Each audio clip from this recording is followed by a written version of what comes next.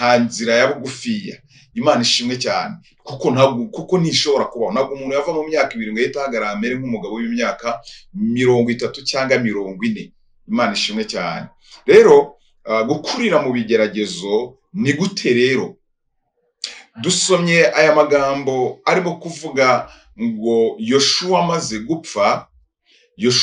gupfa ngo nabo mu gihe cye, ngo kuko bari bazi imirimo y'Uwiteka yakoreye hagati muri bo, ngo amaze gupfa, ngo Abisiraheli bavutse nyuma y'abo ngabo, nyuma ya Yoshua nabo mu gihe cye, ngo bahavuka hakura abantu batazi Uwiteka, batazi n'imirimo y'Imana. Imana ishimwe cyane.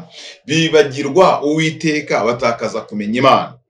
Kuki Yoshua uyu nguyu agaragara nk'inkingi yari ikomeye mu gihe cye, akiriho ko Imana yari igihagaze muri Isiraheli, Imana iri kumwe n'Abayisiraheli? Aribyo byabateyemo imbaraga zo kumenya ngo nubwo haba ku munota wa nyuma, Imana ifite imbaraga yo gukora, ikagira ijambo yarema ubuzima bw'umwana w'umuntu. Ni kwa kundi rero umwana ahaguruka akagwa kuko ataramenya guhagarara, ejo yamenya guhagarara atsinze test imwe agatangira kwiga noneho no kugenda, ejo yamenya kugenda agatangira noneho no kujya kangurwa mu gitondo ngo byuka ujye ku ishuri. Ibyo byose atari ibintu bimuzanira ingaruka mbi nubwo bibabaza uyu mubiri, ariko ari ibice bimwe bigize mu gukura k'umuntu kugira ngo agire igihagararo gishyitse, azabashe kuba ari umuntu mukuru. Imana ishimwe cyane. So no mu mwuka rero cyangwa mu mugambi w'Imana ntijye yemera gukoresha umuntu itabashije gukuza, kandi dukura biciye mu byo tunyuramo bya buri munsi. Ntibitwara umunsi umwe, it takes time. Rimwe na rimwe bitwara iminsi, ariko hari kimarimo kubaka kudipendinga kuri yo. Icya kabiri, gukura ibyiringiro byawe ku bantu. Imana ntizigera itangira ubuhamya umuntu itabashije gupima. Wenda uyu munsi none urimo urabibona nk'aho ari ibintu bigoye, ariko mu minsi izaza uzabibyazamo umusaruro wo kuba uri umuntu ugenda utakijegezwa n'imiyaga iyo ari yo yose, kandi ufite ibyiringiro ko Imana ibasha gukemura ikibazo icyo ari cyo cyose mu buzima bwawe, atari ugukemura ibibazo by'isi gusa, ahubwo irimo no kugutegurira ubugingo bw'iteka ryose kugira ngo uzarushe kubana nayo. Singuha garanti y'uko uzagira ubuzima butagira imiraba muri iyi si. Icyo waba uri cyo cyose, amashuri waba warize yose, igihugu waba urimo icyo ari cyo cyose, sinaguha iyo garanti utuye muri iyi si y'uko utazahura n'imiraba n'imiyaga y'ubu buzima.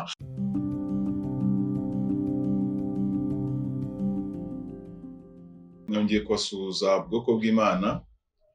Nishimiye nanone kongera kuganira namwe ijambo ry'Imana Imana yashyize ku mutima, kuko ni igiciro cyinshi kandi n'umunezero ukomeye kubona umwanya nk'uyu nguyu duhabwa n'Imana kugira ngo twongere kuganira namwe.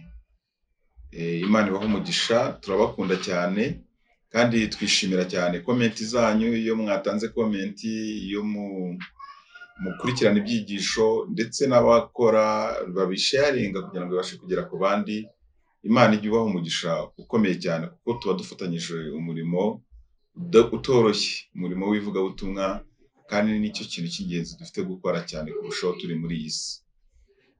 Munyemerere dusenge kugira ngo tuganire ijambo ry'Imana, ariko mbibutse ngo uyu ni wa muyoboro nyine wa Gospel Harvest Network. Nitwa Pastor Lambert Museveni. Uwiteka ndagushimiye kubw'izina ryawe ryera, kubw'uyu mwanya uduhaye kugira ngo tuganire n'ubwoko bwawe ijambo ryawe. Nyemerera uyu mwanya simba ari njyewe, ahubwo wari wokorera muri njyewe kugira ngo izina ryawe rishyirwe hejuru, kandi umpane umugisha n'ubwoko bwawe, wari uyobora ijambo ryawe kugira ngo ritugire umumaro muri byose, mu izina rya Yesu, amen. Reka tuganire ijambo ry'Imana. Nifuje uyu munsi kugira ngo tuganire icyigisho kivuga ngo gukurira mu bigeragezo. Ni ikintu gikomeye cyane, gukurira mu bigeragezo.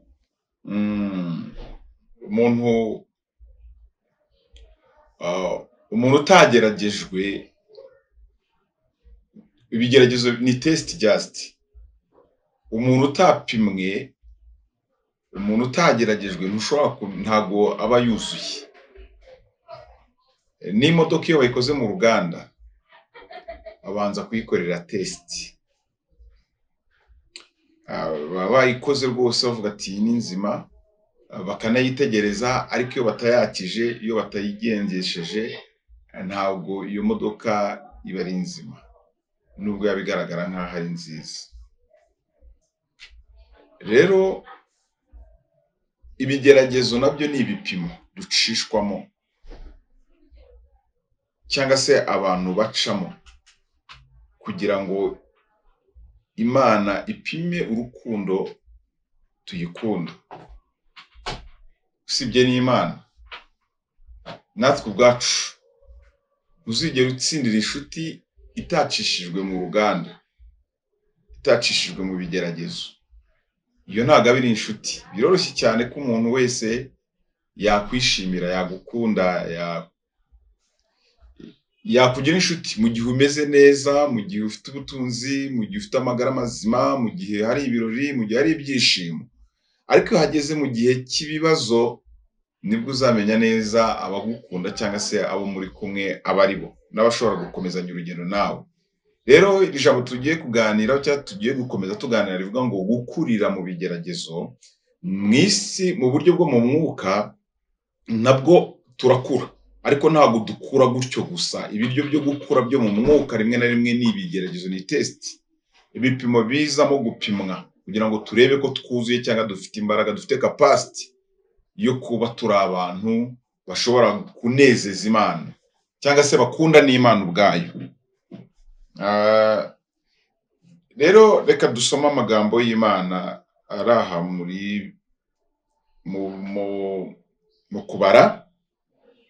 mu kubara ibice bibiri. Turahareba amagambo avuga ngo tureheye ku murongo wa 6, gupfa kwabo mu gihe cya Yoshuwa. Nuko Yoshuwa arangije gusezerera Abisiraheli, baragenda umuntu wese ajya muri gakondo ye kuyihindura. Yoshuwa akiriho, Abisiraheli bakoreraga Uwiteka no mu gihe cyose cy'abakuru basigaye. Yoshuwa amaze gupfa, abo nibo bari bazi neza imirimo yose Uwiteka yakoreye Abisiraheli. Nuko Yoshuwa mwene Nuni umugaragu w'Uwiteka apfa amaze imyaka 110, bamuhamba mu rugabano rwa gakondo ye Timunatiheresi mu gihugu cy'imisozi miremire ya Efurayimu, mu ruhande rw'ikasikazi rw'umusozi witwa Gashi. Hanyuma y'icyo gihe bose nabo barapfa, basanga ba sekuruza abo bakurikirwa nabi ikindi gihe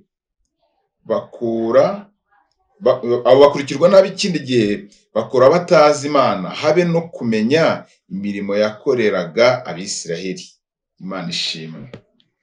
Iki ni icyigisho tugiye kuganira kivuga ngo gukurira mu bigeragezo. Umuntu ukuze amera ate? Reka tuvuge gukura kugira ngo dusobanukirwe neza. Gukura ni procedure cyangwa se process zibaho zigaragaza ko ikintu cyari gitoya ariko kikaza gukura kikagira ubukure. Gukura rero kurimo ibintu bitandukanye. Hari ugukura ko mu bwonko, mu bwenge, hari ugukura kw'imbamutima cyangwa se amarangamutima, hari ugukura kwa character, imico, hari ugukura kuri physical kw'ibigaragara mu buryo bwo mu mubiri. Uko gukura kose ntabwo ari ikintu kiza umunsi umwe, ni ikintu gitwara igihe. Ntabwo utera urunyanya umunsi umwe ngo mu gitondo ugaruke usange rwahishije urusoro mujye kuruteka. Ahubwo hari process of the time, hari ibintu bikorerwa mu gihe. Rero iyo dukura hari ibintu ducamo kugira ngo tubashe kuba bakuru. Iyo umuntu avutse ari umwana arakambakamba, gukambakamba agenda kuba amavi hasi, aba arimo kubabara, ntabwo aba ari muri comfort zone cyangwa se ahantu he hatekanye, ariko aba ari muri process zo kugira ngo azagere ku rwego rwo kugenda. Iyo akambakambiye hagaca iminsi, yifuza kugira ngo ahagarare. Iyo arimo guhagarara aragwa. Inshuro ya mbere yiga guhagarara aragwa, agwa inshuro itari imwe, ashobora kugwa inshuro nyinshi cyane. ariko ari muri procedure cyangwa se muri process yo kugira ngo akure, ari mu buryo bwo ari mu ari muri process nyine, ari muri process yo kugira ngo akure. Imana ishimwe cyane, haleluya. Kuko ntabwo gukura kuri buze just suddenly ngo guhita kwitura aho ngaho umuntu ahita akura, ahubwo hari ibihe ari buze gucamo kugira ngo abe mukuru. Imana ishimwe. Kandi ibyo bihe bikaba atari ibihe byoroshye, bikaba ari ibihe biremereye. Iyo atangiye kwiga kugenda, yavuye mu gukambakamba kuba amavi, yatangiye guhagarara, ahagarara umunota umwe ubundi akitura hasi afashe ibintu, arongera afata urundi rwego rwo kuzatera intambwe, azatera intambwe agenda agwa kugira igihe azagera igihe abera mukuru. Rero no mu marangamutima nuko bijya bigenda.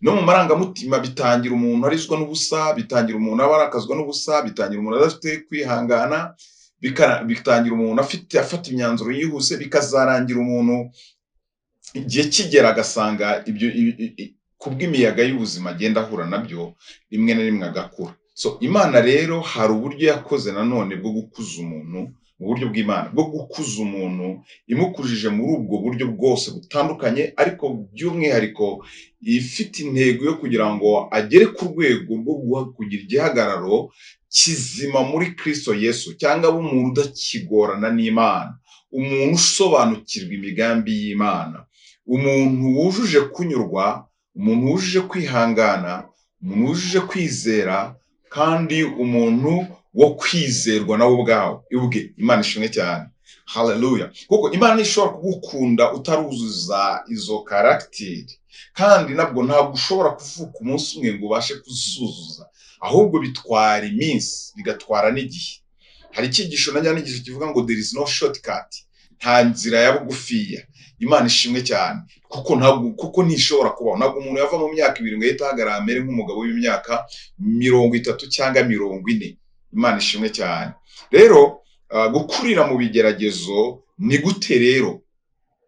Dusomye aya magambo arimo kuvuga ngo Yoshua amaze gupfa ngo nabo mu gihe cye, ngo kuko bari bazi imirimo y'Uwiteka yakoreye hagati muri bo, ngo amaze gupfa, ngo Abisiraheli bavutse nyuma y'abo ngabo, nyuma ya Yoshua nabo mu gihe cye, ngo bahavuka hakura abantu batazi Uwiteka, batazi n'imirimo y'Imana. Imana ishimwe cyane. Bibagirwa Uwiteka, batakaza kumenya Imana. Kuki Yoshua uyu nguyu agaragara nk'inkingi yari ikomeye mu gihe cye, akiriho ko Imana yari igihagaze muri Isiraheli, Imana iri kumwe n'Abayisiraheli, ndetse nabo mu gihe cye burungano rwe cyangwa se muri generasiyo ye? Ni ukubera ko aba bantu bari baratrainingzwe, bari baratyajwe, batyarizwa kubaha Uwiteka ndetse no gukunda Uwiteka. Abo muri icyo gihe cyose banezezaga Imana, bubahaga Imana, ngo kubera ko bari barabonye imirimo y'Uwiteka. Ese umuntu abona imirimo y'Uwiteka ryari? Ese ubundi Uwiteka apfa kugaragara? Imana ishimwe cyane, haleluya. Uyu Yoshua yabonye imirimo y'Uwiteka, ayibonera ku nyanja itukura, Imana isatura inyanja itukura, nabo mu gihe cye. Ntabwo iyo yari situwasiyo yoroshye kugira ngo baze kubona Imana, yari situwasiyo iri hagati mu rupfu. Gukurira mu Imana nubwo yarimo kubacishaho, yari irimo gukuza umuntu wabo w'imbere, yari irimo gukuza umuntu wabo uzaraga ubugingo bw'iteka ryose, yarimo no gukuza umuntu wabo w'imbere ubasha kugira amaso yo mu mwuka, akabasha kumenya imirimo y'Uwiteka n'ibitangaza by'Imana. Aha hantu Yoshua, tuvuge wenda urugero, bajya ku nyanja itukura, Yoshua akabona iyi mirimo ndetse n'abagenzi be bari bari kumwe, ntabwo cyari igihe cyoroshye. Cyari igihe Farawo yarahagurutse n'ingabo ze z'Abisirayeli baheze mu butayu, babuze inzira, inyanja bazitiye, bakabura aho baza kunyura. Ahagurukana n'ingabo ze, ahagurukana n'amagare y'intambara, ahagurukana n'intwaro zitandukanye zikomeye, aje kurwanya Abisirayeli bafite inkoko, bafite ihene, bakurana n'abasaza n'abakecuru. Yoshua ahantu yari ahari nabo muri generasiyo ye barabyitegereza, babona nta mutabazi n'umwe. Imana igize aho rukomeye ikaza kugutabara. Hamwe rimwe na rimwe ushobora no kuba uri hagati y'urupfu no gukira, cyangwa uri hagati yo guseba, Imana ishimwe cyane kugira ngo mwarwe. Aho hantu nubwo ubona ko rimwe na rimwe ashobora kuba hakomeye, ariko hari ibindi bintu biba birimo gukorekera imbere mu bugingo. Imana ishimwe cyane. Kuko abantu benshi bagiye bibaza ngo mbese niki gituma Imana yemera ko ibigeragezo biba ku bantu bayo, cyangwa se bikaba ku bakiranutsi, cyangwa se ko ibigeragezo biba mu isi. Hatabayeho ibigeragezo ntihashobora kuboneka no gutungana nyako ngo umuntu amenye neza ko akunda Imana. Imana ishimwe cyane. Kuko Imana igiza kwigaragaza hahandi inzira zitari. Imana ubundi ntishobora kuza kugaragara mu kintu wowe ushobora gukora. Rero aho ku nyanja itukura hari ahantu Abisirayeli badashobora gukora strategy yo kuhambuka, ntibashoboraga gusubira inyuma ngo barwanye ingabo za Farawo zije kubarwanya kuko ntibari bafite imbaraga zingana n'izabo, ndetse inyanja itukura ntibari bafite ubwato bwayibambutsa. Hari hakenewe kugira ngo hagaragare imbaraga ziri hejuru y'imbaraga z'ikiremwa muntu. Aho hantu rero niho ba Yoshua nabo bari bari kumwe muri generation yabo barushijeho kugenda bakura umuntu wabo w'imbere, ariko n'ubwo uw'imbere yarimo gukura, uw'inyuma yameraga nk'aho ari mu rupfu. Mwene data, rimwe na rimwe hari ibintu uzabona mu buzima bwawe ugire ngaho ari n'urwango rw'Imana, cyangwa se ubuzima bwawe bwaremeye ibyago n'amakuba. Hoya, ahubwo Imana iba irimo kugutegurira ikintu kigari cyiza kidasanzwe mu buzima bwawe. Iba irimo kukuremera amahoro yandi adasanzwe azaba mu mutima wawe. Irimo kugutegurira n'ubugingo bw'iteka ryose, kuko hari umuntu uba irimo gutyaza. Pawulo yarahinje ahantu aravuga ngo kubabara kwacu kw'igihwayihwayi kwiyongeranya ngo tuzi neza rukaruka akanya gatoya, ngo kuturemera ubwiza buzahoraho iteka ryose. Imana yacishaga bano bantu aha hantu ari ukugira ngo bo ubwabo iminsi bazamara mu isi bazayimare bayikunda kandi bayubaha, banayizi, bayisobanukiwe. Ariyo mpamvu ahangaha bayesho bahaciye bakaza kubona amaboko arenze amaboko y'abantu. Imana ikaza guhagarika ingabo za Farawo zari zibokeje igitutu. Havuga uburyo Imana ngo yitegereje, ngo ijisho ry'Iteka ngo ryitegereje ingabo z'Abanyegiputa ngo zicikamo igikuba, amagare yabo atangira kugenda akururuka nk'ataririmo imyuka. Mu gihe Abisirayeli babonaga urupfu rubasatiriye, ariko babonye amaboko akomeye y'Uwiteka Imana barwanira. Babona Mose asatura inyanja mu buryo butoroshye. Uyu munsi kugira ngo asature inyanja itukura, nawe nuko yari umuntu wamaze gukura mu mwuka. Imana yari yaragiye mucongera mu butayu imyaka 40. Imyaka 40 aragira intama za Yetiro. Imyaka 40 yaribagiwe n'igifaransa, hari simbizi n'imari, yaribagiwe ururimi yari yarize muri Egiputa, kuko Mose yavuye kwa Farawo ari ku rwego rwa generali, ajya mu butayu ahunga kubw'umugambi w'Imana kugira ngo Imana imucishe mu bigeragezo. Yari irimo gukuza umuntu we w'imbere, irimo kumukuramo amashereka yose kwa ba Farawo, imucisha. Biravuga ngo Mose yaciye mu butayu burimo inzoka na scorpio. Rimwe na rimwe ubuzima bwawe ushobora guca ahantu hameze nk'ahari inzoka na scorpio, ariko atari ibyaremeye kuguhitana kukwica, ahubwo ari ibyaremeye kugutyaza kugira ngo umuntu w'imbere akure, cyangwa se kugira ngo Imana izakugeze ku mugambi wayo mugari. Imana ishimwe cyane. Hallelujah. Uyu rero Yoshua nabo mu gihe cye bitegereza imbaraga z'Imana yaje gusatura inyanja itukura. Bitegereza imbaraga barazibona n'amaso yabo, babona uburyo Imana isatuye inyanja itukura. Mose yisatuye inyanja itukura kubera ko yari yarujujwe imbaraga, yari yaramaze gutunganywa rwose, acishijwe mu bintu bikomeye. Mose yatunze inkoni ku nyanja itukura. Biravuga ngo abavuga ko Mose ashobora kuba yatunze inkoni ku nyanja itukura guhera nka saa 11 za nimugoroba, arinda agera mu gicuku cya nyuma. Mu gicuku cya nyuma ni nka saa 9 z'ijoro gutyo, agitunze inkoni ku nyanja. Icyo gicuku cya nyuma, icyo gihe cyose yatungaga inkoni ku nyanja, ntabwo ari ko inyanja ihise itandukana direct ngo yajugunye yatunze yita itandukana. Yari akirimo gupimwa kwizera kuko yemera neza ko Imana ishobora gusatura inyanja. Yatunze inkoni ku nyanja uyu munsi kugeza igihe mu gicuku cya nyuma ngo umuyaga waje uturuka iburasirazuba, undi uturuka iburengerazuba, ngo urazuramo hagati, utandukanya amazi amwe agira uruhande rumwe, andi agira urundi ruhande. Ariko muri icyo gihe umuyaga uza ubwawo nawe ubwawo wari uze nka challenge, nk'ibintu bije guhinyuza munsi, bimwereka ko hariyo Imana yategereje itaza gusatura inyanja. Ariko Imana hari icyo yarimo kurema muri Mose wari warakomeye, wari uzi neza ko byanga bikunda Imana iri mu ruhande rwe, n'ubwo ibibazo n'ibigeragezo bije. yagize kwizera akomeza gutunga inkoni ku nyanja, inyanja icikamo kabiri. Abisirayeli babyitegereza abo ba Yoshuwa n'abo mu gihe cye, ari byo byabateyemo imbaraga zo kumenya ngo nubwo haba ku munota wa nyuma Imana ifite imbaraga yo gukora ikagira ijambo yarema ku buzima bw'umwana w'umuntu. Ntabwo cyari igihe cyoroshye cyabo, cyari igihe kibabaza uyu mubiri, cyari igihe kibabaza amarangamutima yabo, cyari igihe kibereka ko ari igihe cy'urupfu, ariko cyari n'igihe cyubaka ubugingo bwabo kikabakomeza kugira ngo bazaba abagabo nyabagabo guhamya ko mu ijuru hari Imana, babonye imirimo yayo. Imana ishimwe cyane. Njya nkunda kubwiriza nkavuga ngo Imana ntizigera iza kugufasha mu kibazo wowe ushoboye kwikorera, ntizigera iza kugutera inkunga wowe ushobora kwitera, ntizigera iza no kugutabara ahantu ufite ibyo ukiringiye. Imana igiseruka ikaza gusanga umwana w'umuntu hamwe we imbaraga ze ziba zarangiye, cyangwa se ibyo yishingikirijeho byose rimwe na rimwe bitagihari. Niho Imana rimwe na rimwe ijya igaragara igakora ibirenze imitekerereze y'umwana w'umuntu, kugira ngo rimwe bikaba n'ishuri kuri we, bikaba n'ishuri no ku bandi bantu babireba. Ubwo Imana trainingaga Mose muri ubwo buryo, ntabwo yari irimo gushyira imbaraga muri Mose gusa, ahubwo yari irimo gushyira n'imbaraga mu barimo kwitegereza iyo mirimo ikoreyeho. Ubwo bamaraga kwambuka inyanja itukura, bamenye imirimo n'ibitangaza by'Uwiteka. Rero aba bantu bari barabonye ibitangaza bikomeye by'Imana, ariko bica mu bibazo n'ibigeragezo. Rero gukurira mu bigeragezo nuko nguko. Imana ishimwe cyane. Haleluya. Umugaragu w'Imana Dawidi yakuriye mu bigeragezo. Ibyo kurya bya Dawidi cyangwa se Dawidi ubwo yategurwaga kugira ngo azabe umwami wa Isirayeli, Imana imutegura kugira ngo azakore inshingano ikomeye. Mu buzima bwe bwari bumeze nk'umwaku mu itangiriro ryabo. Uyu mwana Dawidi muri bene se niwe bari baratoranyije bamujyana mu ishyamba kujya aragira intama za se.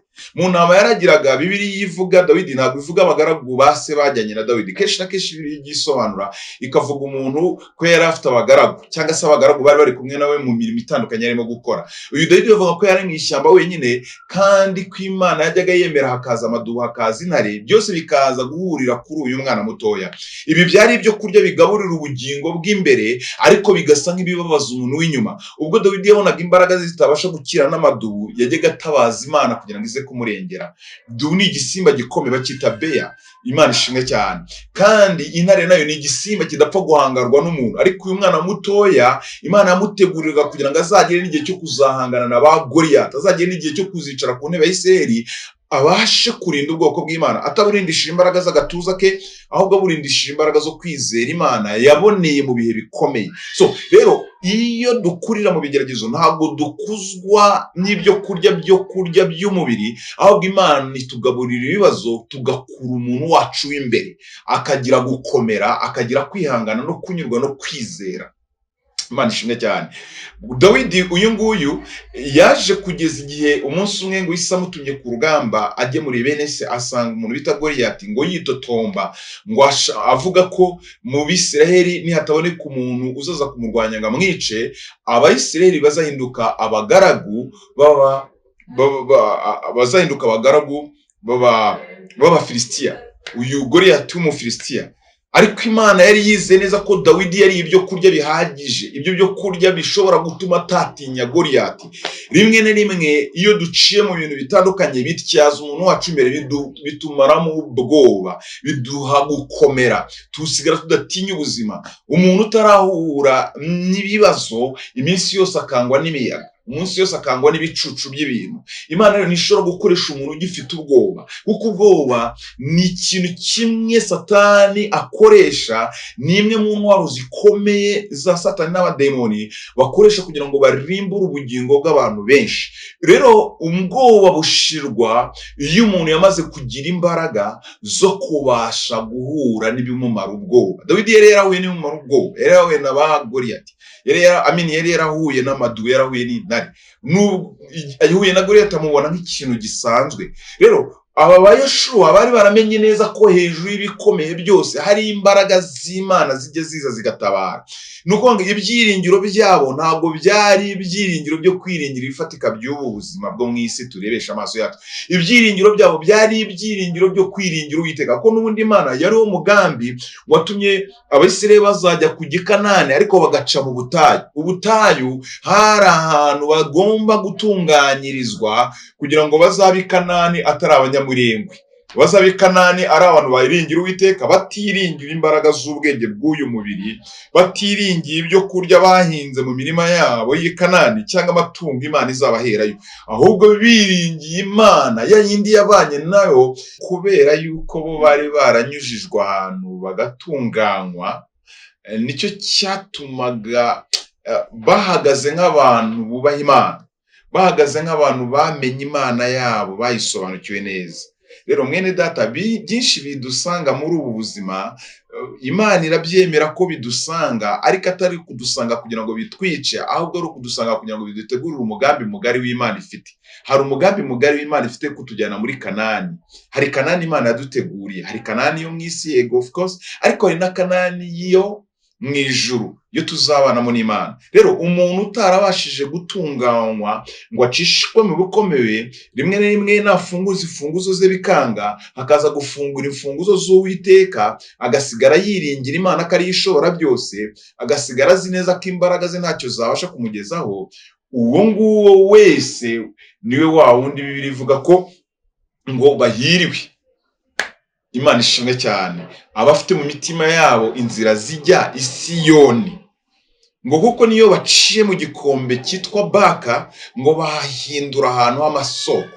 Rero impamvu bahindura amasoko ni gute? Ni ukubera ko icyo gikombe Baka kiba ari igikombe cy'imiruho, cy'imibabaro, cy'urupfu, ariko Imana yaza kubasangamo ikagenda ibacira inzira, ikabarwanirira, bakaza kubona imbaraga n'imirimo yayo.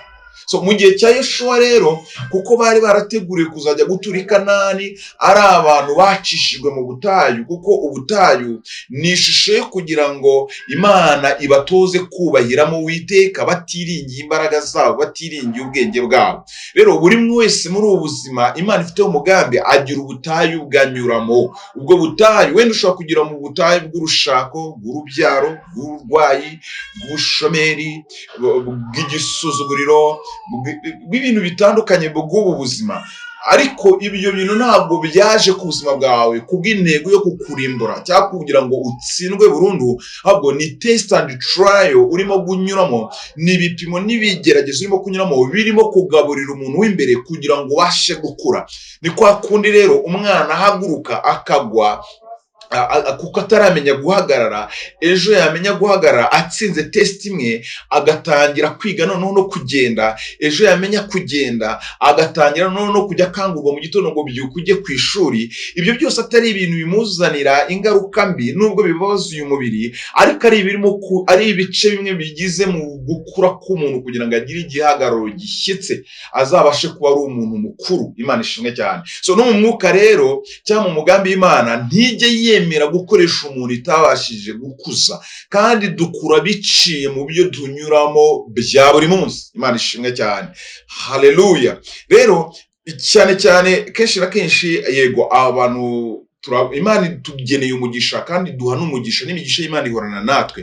Ariko none ibipimo n'ibigeragezo ntabwo ari intego za Satani gusa, ahubwo ni n'umugambi w'Imana kugira ngo idutunganye. Impamvu rero Yeshuwa nabo mu gihe cye bamaze gupfa, ngo Abisirayeli bavuye ku Uwiteka baramwibagirwa, nuko batari barigeze kumenya. Ngo abakuze muri icyo gihe ntibigeze bamenya n'imirimo y'Uwiteka, kuko bakuze, abo muri icyo gihe bakuze nyine bari muri cya gihugu cy'i Kanani, bakura hari amata, hari bwa buki Imana yababwiye, bakura igihugu cyubatse, bakura abanaki baravuyeho batagihari byabarwanyaga, bakura batazi ubutayu burimo inzoka na sikorupiyo, bakura batazi inyota yo mu butayu, bakura batazi ibyo kurya byitwa manu, bakura batazi uburyo Imana yasenye inkike z'i Yeriko. Abo rero byabaye ngombwa ko bibagirwa Uwiteka, ko bari abantu bubatse mu buryo butabashije gukura, babayeho mu buzima busanzwe butahuye n'imiyaga. Imana ishimwe cyane.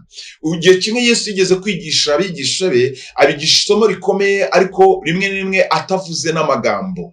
Ubwo bigishwa bari bari mu bwato, Yesu ngo yabanje gusengera abantu, ngira ngo bari ku kibaya cy'inyanja bageza na Nazareti. Arangije Yesu abwira abigishwa ngo nibagende, bajye hakurya, ngira ngo bajye kuvuga ubutumwa ahandi hantu, ariko baca mu nyanja, bajya mu mazi. barangije ngo bageze hagati, imiraba iratera mu nyanja. Imaze gutera ngo batangira kugashya, bagashya, ariko imiraba cyangwa se imihengeri igenda ishaka kumira ubwato kugira ngo barimbukire muri ayo mazi. Ariko ngo nuko ngo bagiye kwitegereza ngo babona ngo Yesu ngo arimo araturuka imbere yabo. Ngo hari no mu gicuku nijoro bagenda n'ubwato, babonaga bagoswe n'urupfu, bari bagoswe n'ubwoba bwinshi, ariko hari isomo Yesu yari arimo kubigishirizamo, hari imbaraga Yesu arimo gushyira mu buzima bwabo, muntu wabo w'imbere. Imana ishimwe cyane, haleluya. Ngo nuko babona Yesu aturutse imbere arimo kuza, barangije ngo bagira ubwoba, baravuga ati dore icyatezaga ya miraba birashoboka ko ahari, bigaragara ko ahari ibyo aribyo byose ari uyu muzimu urimo kuza. Babonye Yesu bagira ngo ni umuzimu, kuko Yesu bari bamusize inyuma, bagiye kubona noneho urimo kuza agenda hejuru y'amazi arimo araturuka imbere yabo, kuko imirimo y'Imana iratangaje mwene data, haleluya. Ngo nuko ngo bagira ubwoba bwinshi, ariko Yesu arababwira ngo nimuhumure, ababwira akiri kure yabo ngo nimuhumure, ababwira ngo nibahumure imiraba y'inyanja itahagaze, ababwira ngo nibahumure imiraba y'inyanja ikibirandura. Ngo nuko Petero arangije aravuga ngo ariko uriya ni Yesu ubwo, ariko ngo bagira gushidikanya. Petero avuga ati ariko mwigisha, nimba ari wowe, kuko yari afite ubwoba, nimba ari wowe ntegeka mve muri aya mazi, mve muri ubu bwato, nze ngusanga aho ngaho uri. Kubera iki? Petero yari azi imbaraga ziri muri Kristo Yesu, yari azi neza yuko nubwo imiraba igihari, ariko akaba ari Yesu urimo kuza, akaba atari umuzimu, akaba ari Yesu urimo kuza, ko namubwira ngo naze amusange, ko byanga bikunda Petero ari bubone uburyo amusanga atamizwe n'iyo miraba irimo kugira gute guhorera. Imana ishimwe. Nuko Petero ngo Yesu aramubwira ati ngwino. Petero ngo ava mu ubwato buri mu muhengeri, imiraba igenda icugusa ibuzamura yongera ibugarura hasi, ku buryo bashobora no kuba bapfa. Ngo nuko Petero ava mu bwato atangira gukandagira hejuru y'amazi. Ibyiringiro bya Petero ntabwo byari biri kureba ku mazi nk'uko bahoza amaso yabo ari ku mazi ashaka kubamira. Nubwo imiraba Yesu atayihagaritse, ibyiringiro bya Petero byari byamaze kujya kuri Kristo Yesu. Ibyiringiro bya Petero byari byamaze kujya kufite ubutsinzi. Imana ishimwe cyane. Iyi Imana iducisha mu bigeragezo, ibishaka kuturuhura, ibishaka kugira ngo rimwe rimwe dukure ibyiringiro byacu mu bibazo, ahubwo ibyiringiro byacu tubishyire ku ushobora gukemura ibibazo. Imana irimo kutwigisha isomo ryitwa kuyitumbira cyangwa se kuyizera, kuyishyiramo ibyiringiro byacu. Rero Joshua nabo mu gihe cye bari baritoje gushyira ibyiringiro byabo mu Mana. Nimba urimo guca mu bihe bikomeye, ukeneye gukura ibyiringiro byawe mu bihe urimo kunyuramo, ahubwo ibyiringiro byawe ukabikura kuri situation ukabishyira kuri Kristo ushobora byose.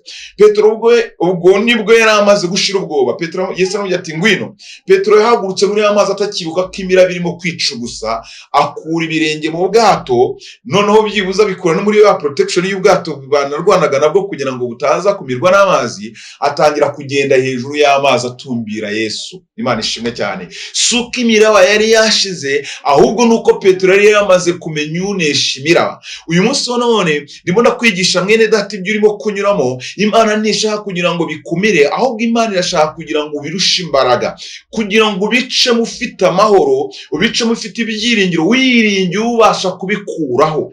Rero Abisirayeli bari barigishijwe neza Yoshua nabo mu gihe cye, uburyo ko mu gihe cyose situation yari ikomeye Imana ibasha kwihanduringa. Nicyo gituma ibyiringiro byabo bitigeze biva ku Mana, kuko bahoranaga impungenge yuko isaha n'isaha hashobora gutera ikibazo badashobora gukemura ubwabo. Nicyo gituma biri bamwe ngo Yoshua amaze gupfa, ngo n'Abisirayeli bo mu gihe cye, abakuru bose bo mu gihe cye, ngo nuko ngo abavutse nyuma yabo ngo bibagirwa Uwiteka, ngo ndetse batera Imana umugongo. Imana ishimwe cyane. Aricyo cyatumye ngo Imana ibahana bakagwa mu bigeragezo byinshi. Rero abanyeshuri impamvu bakunze Imana no mu gihe cye bakayikomeza, nuko bari barakuriye mu bigeragezo. Umuntu wabo w'imbere yari yaragize imbaraga zo kwizera. Umuntu wabo w'imbere yarebaga Imana atayitiranya, yarayisobanukiwe, yari yaritoje ko hari Imana ibasha kubesha umuntu mu butayu. Rero yari yaritoje ko iyo urimo guca mu bihe nk'ibyo ngibyo, mwene data, ndagira ngo uhumurize nkubwire ngo ntabwo Imana yazaniye ibyo bintu kuza kurimbura ubugingo bwawe, cyangwa ntabwo ibyo bintu bifite intego yo kugira ngo utsindwe, ahubwo bifite intego yo kugutyaza ugahinduka umutsinzi kurushaho. Imana ishimwe cyane. Uko niko gukurira mu bigeragezo. Ntibitwara umunsi umwe, it takes time. Rimwe na rimwe bitwara iminsi, ariko hari ikima arimo kubaka, kudipendinga kuri yo. Icya kabiri, gukura ibyiringiro byawe ku bantu. Imana ntizigera itangira ubuhamya umuntu itabashije gupima. Wenda uyu munsi none urimo urabibona nk'aho ari ibintu bigoye, ariko mu minsi izaza uzabibyazamo umusaruro wo kuba uri umuntu ugenda utakijegezwa n'imiyaga iyo ari yo yose, kandi ufite ibyiringiro ko Imana ibasha gukemura ikibazo icyo ari cyo cyose mu buzima bwawe, atari ugukemura ibibazo by'isi gusa, ahubwo irimo no kugutegurira ubugingo bw'iteka ryose kugira ngo uzarusheho kubana nayo. Singuha garanti y'uko uzagira ubuzima butagira imiraba muri iyi si. Icyo waba uri cyo cyose, amashuri waba warize yose, igihugu waba urimo icyo ari cyo cyose, sinabwo iyo garanti utuye muri iyi si y'uko utazahura n'imiraba n'imiyaga y'ubu buzima. Ariko urasabwa kugira ngo umere nka Petero wagenze hejuru y'amazi atitaye ku mazi, ahubwo arimo kureba Yesu. Iyo tureba Yesu nubwo imiraba yaba igihari, duhabwa amahoro yo mu mitima. Rero ntabwo isi izaba dutuye umutekano wuzuye. Amafaranga ushaka ntabwo yaguha umutekano wuzuye. Umugore mwiza ushaka ntiyaguha umutekano wuzuye. Inzu nziza ushaka kuzubaka ntizaguha umutekano wuzuye.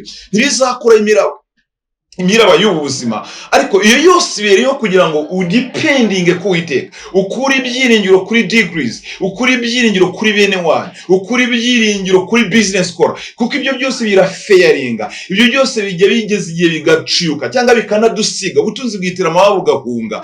Ariko Imana igutoza gukomera no mu itangiriro, ukagenda ugwiza imbaraga zitadipendinga ku by'ubu buzima by'iyi si, ahubwo bidipendinga kuri yo. Niyo mpamvu Yoshua no mu gihe kibabaye iminsi yabo yose, ngo Yoshua agera imyaka 110 acyubaha Uwiteka. Nabo mu gihe cye bubaha Imana, ntabwo gusa yubashye Imana, ahubwo yinfluenceje n'abandi bantu. Imana igutoranya, irimo iragucisha muri yo kugira ngo winfluence n'abandi, uhindure n'abandi bantu kuba bakiranutsi. Dawidi amaze gucurirwa mu madubu n'intare na ba Goliyati, yayoboye Isirayeli iri super power, ifite imbaraga zidasanzwe.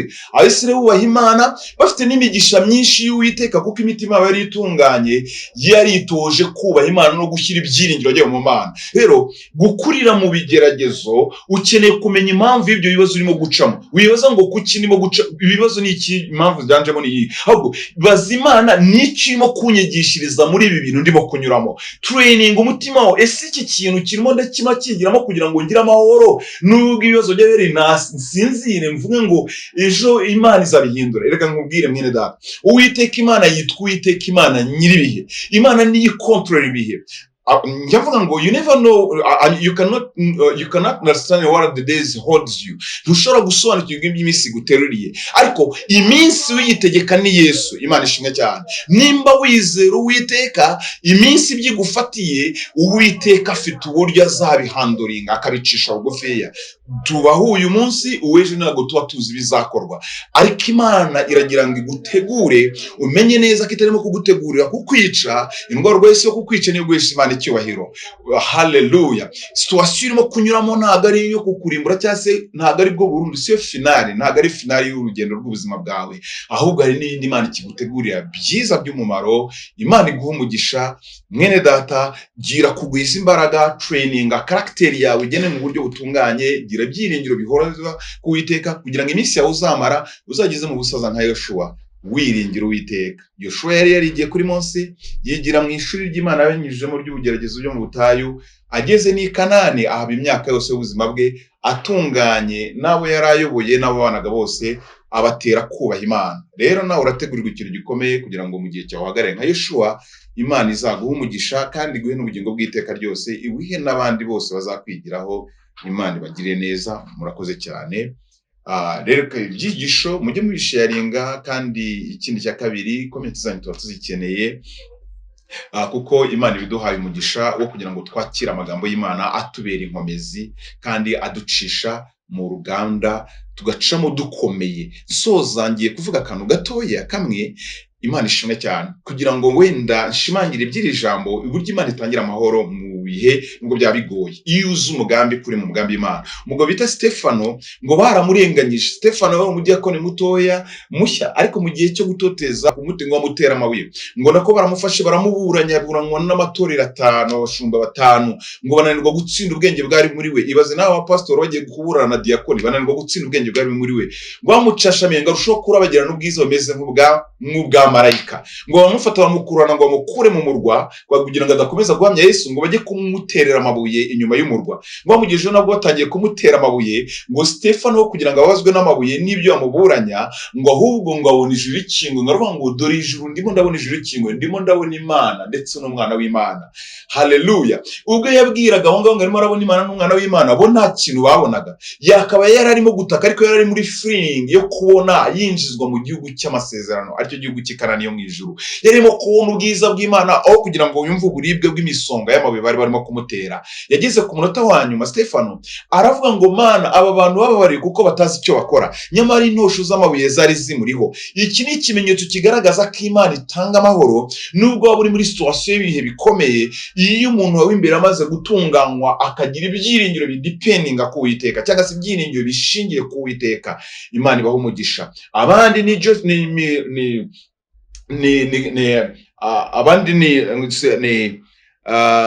Mishaki, Shidraka na Abedinego mu itanura rya kumuriro ntabwo birigaragaza ko bari barimo bataka bavuzirizamo induru. So bari barimo bafite amahoro batembera mu muriro kuko bari bari kumwe na Kristo. Rero twitoze gutunga Kristo abane natwe mu bihe byose ducamo bigoranye by'ubuzima, tubashe kugira iminsi yacu tuzayirangize tugendera mu mucyo no mu mugisha w'Uwiteka. Imana ibaho umugisha.